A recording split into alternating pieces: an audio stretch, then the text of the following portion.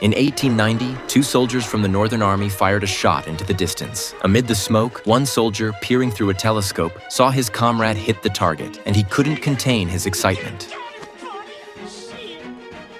They had killed a legendary native warrior, Chief Running Eagle of the Cheyenne tribe. But no matter how vibrant a life had once been, it could not withstand the cold, ruthless bullets of the invaders. The chief's wife watched her husband's lifeless body, overwhelmed with grief. To the soldiers, however, he was nothing more than a wild animal they had long been hunting. They even fired additional shots into his corpse, seeking vengeance for a comrade whose brother had been killed by Running Eagle. His eyes had been gouged out and placed on a stone. Watching their victim being skinned alive, the soldiers seemed far from satisfied. They turned toward the chief's widow, intending to execute her as well. A timid soldier stepped forward to stop them from further abuse, arguing that their mission was to escort the family to the reservation. Yet any military punishment for killing Native Americans was far too light to restrain their violent impulses. Just as he raised his rifle again, a voice rang out from above. Not today. Everyone turned to look at a strange sergeant. He was native himself, yet dressed in a soldier's uniform, and he carried an unmistakable air of authority and respect. It was his final day overseeing the army, and he hoped everyone would exercise restraint. Several soldiers, out of respect for him, abandoned any further plans for violence. But the chief's widow spat in his direction, using sign language to accuse him of being part of the brutal force. She looked down on his current position,